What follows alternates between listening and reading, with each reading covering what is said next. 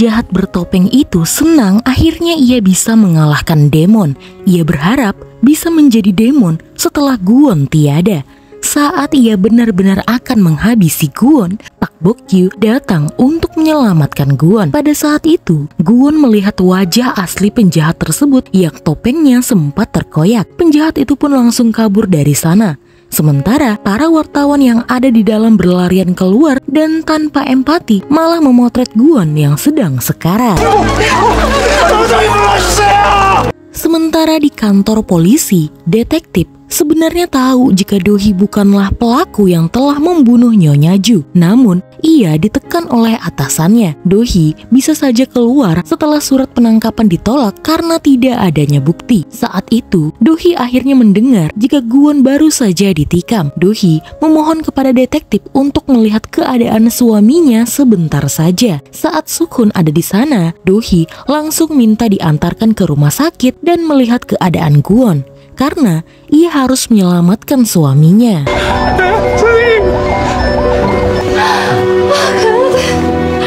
Sementara di rumah sakit, para dokter berhasil mengoperasi Gwon. Namun sayang, pendarahan Gwon cukup hebat dan kerusakan jantungnya cukup parah. Hingga mungkin Gwon tidak akan bisa diselamatkan. Jin Gayong tidak terima. Ia memaksa dokter itu untuk segera menyelamatkan pria penyelamatnya. Saat Do-hee datang, Jin Gayong langsung memarahi Do-hee. Menurutnya ini semua karena Do-hee. Do-hee lah yang telah membunuh Gwon. Pak Bok-gyu menyuruh Jin Gayong untuk tutup mulut dan keluar dari ruangan karena Do-hee harus menyelamatkan Gwon terlebih dahulu. Saat semua sudah keluar, Do-hee lalu pelan-pelan mendekati Gwon. Ia memegang tangan suaminya dan menangis karena ia datang terlambat. Do-hee berkata, dulu Gwon selalu melindunginya, sedangkan dia tidak bisa apa-apa. Tapi akhirnya Gwon bisa sadar karena ada Do-hee di dekatnya. Ia menyuruh Do-hee untuk berhenti menangis karena menurutnya Do-hee sangat lucu ketika menangis sehingga Gwon tidak jadi mati. Do-hee menyuruh Gwon untuk tidak bercanda. Gwon kemudian menarik tangan Do-hee ke pelukannya. Gwon bilang ia ingin mengisi dayanya. 의사 부를게. 충전이 좀 필요해. Jin Gayong mencoba kembali masuk ke dalam, tapi yang ia lihat adalah pasangan suami istri yang saling berpelukan. Ia marah dan kembali keluar. Sementara Suk-hun bingung bagaimana bisa Gwon langsung sadar saat Do-hee datang ke rumah sakit ini. Padahal beberapa waktu yang lalu Gwon masih kritis. Setelah beberapa saat, Suk-hun kemudian membawa Do-hee untuk kembali ke kantor polisi lagi. Do-hee pun berjanji tidak akan meninggalkan Gwon sendirian lagi. Sementara Jin Gayong semakin membenci Do-hee. Padahal sebelum Do-hee masuk ke dalam kehidupan Gwon, hanya dia wanita satu-satunya yang berada di samping Gwon. 근데 저 여자가 나타나 버렸어. 도도이가 내 앞을 새치게 한 거야. Di perjalanan, Do-hee bertanya kepada Suk-hun mengapa Suk-hun tidak bertanya apa-apa kepada dirinya. Suk-hun sudah tahu apapun yang akan ia tanyakan kepada Do-hee, Suk-hun tidak akan mendapatkan jawaban apa-apa. Sekarang yang paling penting adalah keselamatan Do-hee. Mereka berdua bergegas kembali ke kantor polisi dan menunggu hasil penangkapan Do-hee yang akan ditolak karena kekurangan bukti. Sementara itu, di rumah sakit, Gwon bermimpi buruk. Ia bermimpi jika dirinya akan terbakar habis dan menghilang. Lalu ia terbangun dari masa kritisnya dan orang pertama yang ia cari adalah istrinya, Do-hee. 악몽을 좀 꿨어. 도도이는? Do-hee akhirnya bisa dibebaskan. Setelah mendapatkan kabar jika Gwon mulai membaik, ia pun memutuskan untuk pulang lalu setelah itu pergi ke rumah sakit. Di rumah sakit, Gwon sudah tidak sabar untuk bertemu dengan Do-hee. Ia tidak betah dan rasanya tubuhnya tidak nyaman karena kekuatannya tidak ada di sampingnya. Tiba-tiba, ia mendengar keributan dari geng anjing liar, nama geng yang baru saja mendebutkan Gwon sebagai bos mereka. Saat ini, bos mereka terluka parah dan sebagai anak buah, mereka berjanji akan mencari pelakunya. Lalu, tiba-tiba istri bos mereka datang dan kemudian mereka menyapa Do-hee dengan sopannya.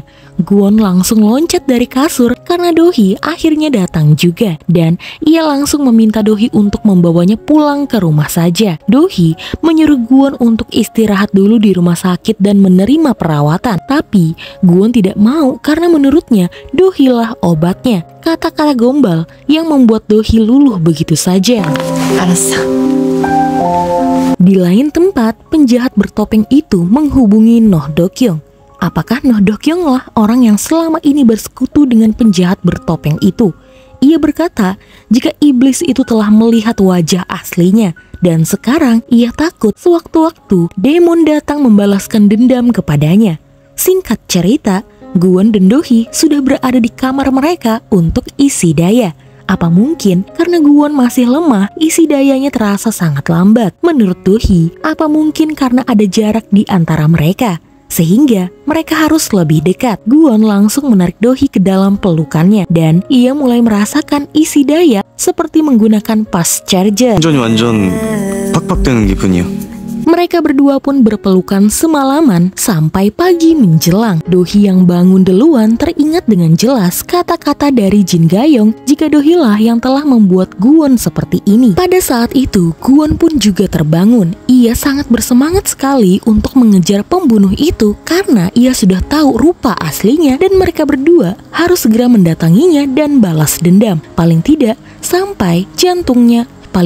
sampai jantung pembunuh itu meledak. Dohee tidak memperbolehkan Gwon untuk pergi kemana-mana. Ia ingin Gwon sembuh terlebih dahulu. Gwon lalu menyentuh rambut Dohee. Ada perasaan aneh di dalam diri mereka berdua karena terlalu banyak sentuhan yang membuat hubungan mereka semakin dekat. Namun, Dohee tidak boleh membiarkan perasaan ini berlarut-larut dan ia memutuskan untuk pergi bekerja. Gwon ingin sekali Dohee bolos, namun Dohee harus menyelesaikan masalah yang terjadi. Gwon lalu menarik Dohee ke pelukannya lagi untuk mengisi daya selama 5 menit. Saat Dohee ingin berangkat bekerja, Gwon bersikeras untuk ikut. Padahal keadaannya masih belum stabil. Pak Bok-kyu juga ikutan melarang bosnya itu dan lebih baik Gwon fokus pada penyembuhannya saja. Tapi karena Gwon tetap bersikeras, maka mereka berempat pun pergi bersama-sama. Sementara itu, sang konten kreator yang dulu menjelek-jelekan Dohee membuat pengakuan di kanalnya jika ia disuruh oleh seorang anonim untuk menyudutkan Dohee. Ia lalu meminta maaf karena telah membuat keributan dan membuat Dohee mengalami kerugian. Dan sekarang citra Dohee kembali membaik, apalagi publik bersimpati atas kasus penyerangan yang menimpa suami Dohee, John Kwon, dan pencalonan komisaris utama atau CEO di perusahaan Mirai tidak akan bermasalah lagi. 목숨 바쳐 이뤄낸 성과라고 생각합니다. Dan untuk merayakan kesembuhan Gwon, para staf Mirai FMB menyediakan cake untuk Gwon dan mereka juga menyalakan petasan kecil yang tiba-tiba memercikan api di dekat Gwon. Gwon pun teringat dengan mimpinya yang membuat Pak Bok-kyu langsung sadar. Gwon sepertinya takut dengan api. Ia lalu membawa Gwon keluar dan bertanya apa yang terjadi. Mengapa bosnya tiba-tiba ketakutan? Gwon lalu menceritakan mimpinya. Ia takut tiba-tiba ia akan terbakar sama seperti mimpinya itu. 나는 그 느낌이 너무 생생해서. Lalu tiba-tiba di kantor Dohee ia kedatangan Jin Gayong. Di sana Gayong tidak mencoba beramah tamah dengan Dohee. Ia mengingatkan Dohee untuk tidak memanfaatkan Gwon dan lebih baik Dohee membebaskan Gwon. Dohee sudah menjelaskan jika mereka berdua saling membutuhkan. Tapi Jin Gayong bilang Dohee hanya memanfaatkan kekuatan Gwon saja dengan dalih tato tersebut. Gwon nyaris mati gara-gara Dohee. Dan sekarang Dohee mau seegois apa lagi?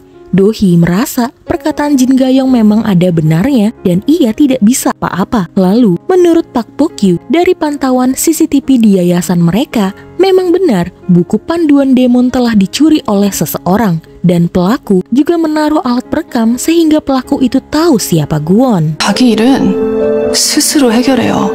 내 정체를 안다는 거네.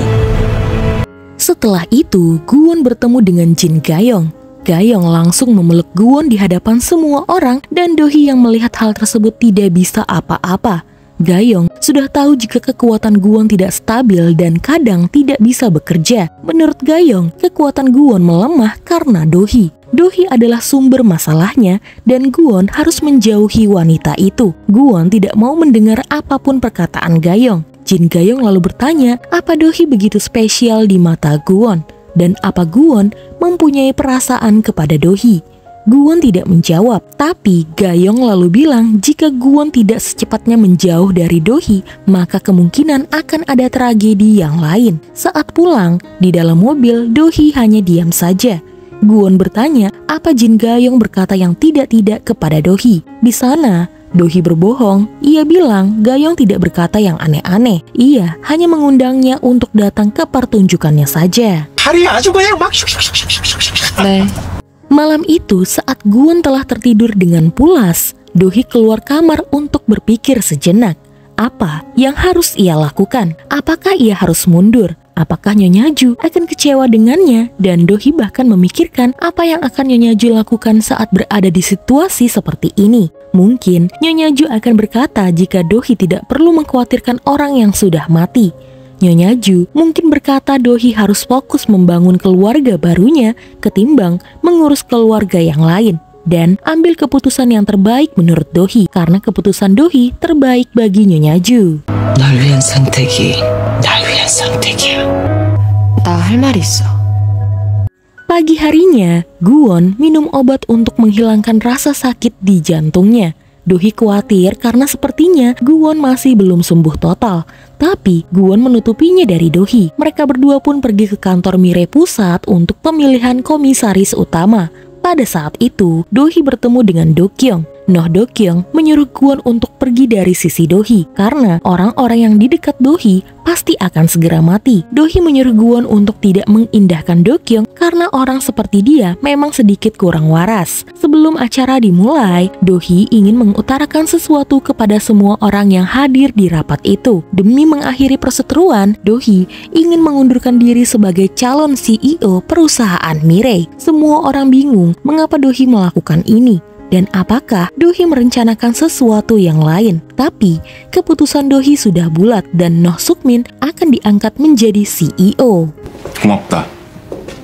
무슨 꿍꿍이야? 뒤늦게라도 현명한 선택을 해서 다행이네. Gwon tidak terima mengapa Dohee tidak membicarakan hal ini dengannya. Rasanya tidak mungkin Dohee menyerah begitu saja. Dohee bilang ia hanya ingin hidup tenang. Ia ingin hidup normal dan bisa berjalan-jalan sendirian tanpa takut ada orang yang akan mencelakakannya. Tapi Gwon bersikeras mengatakan jika Dohee berbohong. Ia ingin Dohee berkata jujur kepadanya. Dohee lalu bilang jika Gwon tidak bisa lagi melindunginya. Untuk melindungi diri Gwon sendiri saja, Gwon tidak bisa melakukannya. Pertengkaran Gwon dan Dohee dilihat oleh Noh Suk-min dan putranya. Makanya, Noh Suk-min yakin Dohee memang berniat untuk mengundurkan diri. Tapi, Noh Su-an masih curiga. Tidak mungkin orang seperti Dohee menyerahkan jabatan CEO begitu saja. Do-kyung juga merasa ayahnya terlalu cepat puas diri, padahal ayahnya masih belum ditunjuk sebagai CEO secara resmi. 지금이라도 자기 처지를 알고 포기했으니까 다행이. 들지? Suk-hun akhirnya mendapatkan informasi jika Noh Suk-min akan ditunjuk sebagai calon tunggal dan tinggal menunggu keputusan dari para pemegang saham saja. Suk-hun masih ingat jika tadi malam Dohee menghubunginya dan berkata jika Dohee akan mengundurkan diri. Menurut Dohee, mungkin Nyonya Ju akan maklum dengan keputusannya yang sudah berjuang sampai titik ini. Dohee tidak ingin ada peperangan dan ia ingin hidup damai. Suk-hun yakin pasti ini semua karena Dohee tidak ingin Gwon terluka. Dohee hanya berkata jika ia tidak ingin kehilangan orang-orang terdekatnya lagi. 내 사람들이 잃고 싶지 않아. Pada saat itu, Gwon menemui Suk-hun. Ia yakin Suk-hun mengetahui sesuatu. Karena kematian Nyonya Ju begitu penting bagi Dohee, tidak mungkin rasanya dengan mudahnya mengundurkan diri. Suk-hun lalu berkata jika ia tahu segalanya. Selama ini Dohee menganggap dialah yang menyebabkan orang tuanya tewas. Kini, kematian bibinya alias Nyonya Ju. Lalu ditambah dengan penikaman Gwon. Dohee menyerah gara-gara Gwon. Dohee takut Gwon terluka lagi gara-gara dirinya. 당신 때문에 포기한 거야. 당신 또 다칠까봐. Gwon langsung mencari di mana Dohee berada. Ia berkeliling rumah namun tidak menemukan Dohee. Sementara Dohee sedang berada di tanaman bunga milik Nyonya Ju yang sekarang tidak terurus. Di sana, Dohee meminta maaf karena sudah menyerah. Lalu kemudian Dohee dikejutkan dengan kedatangan Guwon. Guwon menyuruh Dohee untuk kembali. Ia tidak mau Dohee menyerah hanya karena dirinya. Mereka harus kembali dan berjuang bersama. Guwon berkata jika Dohee harus mengambil keputusan terbaik karena itu akan menjadi keputusan terbaik bagi Guwon. Kata-kata Guwon mengingatkan Dohee kepada Nyonya Ju. 널 위한 선택이 널 위한 선택을 해. 날 위한 선택이야. 그게 나를 위하는 거야. Namun, menurut Dohee, semua orang yang ada di dekatnya telah tewas. Orang-orang yang ia sayangi telah tiada. Dan mungkin Guwon akan mati gara-gara dirinya. Guwon tidak peduli. Ia lalu mendekati Dohee dan kemudian mencium istrinya itu. Pada saat itu, tiba-tiba air pancuran untuk menyiram tanaman bunga keluar dan membasahi Guwon dan juga Dohee. Air yang sejenak mendinginkan hawa panas dari hubungan mereka berdua. Menurut Guwon, meskipun perasaannya kepada Dohee akan membuatnya lemah seperti manusia remeh, tapi Dohee adalah takdir yang tidak bisa ia elakkan. 수 없는 너라는 운명.